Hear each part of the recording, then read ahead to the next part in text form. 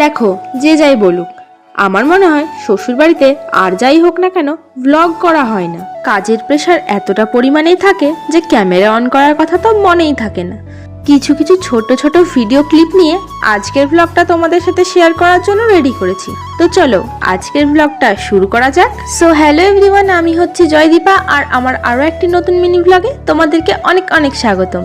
তো আজকে হচ্ছে আমার 30 ডেজ মিনি ব্লগ চ্যালেঞ্জের ডে 17। তো আজ সকালবেলায় ঘুম থেকে উঠে আগে আমি চলে গিয়েছিলাম রান্নার দিকটা দেখতে। আর আজ সকালবেলা আমাদের বাড়িতে রান্না হয়েছিল লুচি, ছোলার ডাল আর মিষ্টি। তো সেসব কিছু তো তোমরা দেখতেই পেলে। তো তারপর আমি খাওয়া দাওয়া করে চলে এসেছিলাম ওপরে, কারণ তোমাদেরকে তো বলেইছিলাম আমার ঘরটা কিন্তু বড্ড অগোছালো হয়েছিল, দেখতে কিন্তু একদমই ভালো লাগছিল না।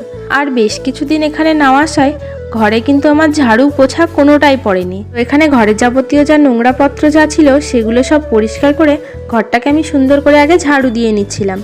আর এদিকে আমার প্রচুর জিনিস কাচার জন্য জমে গিয়েছিল। আর এদিকে আমি ঝাড়ু দেওয়ার পর সেইগুলোকে মেশিনের মধ্যে ভিজিয়ে দিলাম, কারণ এদিকে কাঁচা হতে হতে তাহলে আমার ঘরটা মোছা হয়ে যাবে।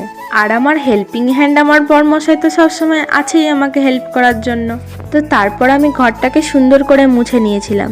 আর আজকে দুপুরবেলাকার রান্নাটা যেহেতু মাই করেছিল, সেই জন্য কিন্তু আমি কাজ করার জন্য অনেকটা সময় পেয়েছিলাম। ঘরটা মোছা হয়ে গেলে তারপর কিন্তু এদিকে আমি আমার স্নানটাও কমপ্লিট করে নিয়েছিলাম। আর রোজ দিনের মতো আজকেও কিন্তু আমি স্নান করে মাথা আঁচড়ে সিঁদুরটা পরে নিয়েছিলাম। আর এখানে থাকলে আমি বেশিরভাগ সময় অরিজিনাল যে সিঁদুর সেটাই পরি। একে তো এক গাদা আজকে কেচেছি, তার উপরে আবার আজকে ঝড় বৃষ্টি হচ্ছে, তাই জামা কাপড়গুলোকে তো আর ছাদে দেওয়া গেল না, তাই এইভাবেই এগুলোর একটা ব্যবস্থা করলাম। আর তারপর আমি দুপুরবেলাকার খাওয়া দাওয়াটা এদিকে কমপ্লিট করে নিয়েছিলাম। আর আজ যেহেতু শনিবার, তাই আমাদের নিরামিষই হয়েছিল। আর এদিকে আমাদের বাড়িতে ঘুরতে এসেছিল করিমপুরের আমার এক জেঠুরা, আর সবার জন্য হচ্ছিল এখানে মুড়ি মাখা সন্ধ্যাবেলাকার টিফিন। তো আজকের ভিডিওটা আমি এখানেই এন্ড করছি, দেখা হবে নেক্সট ভিডিওতে। বাই।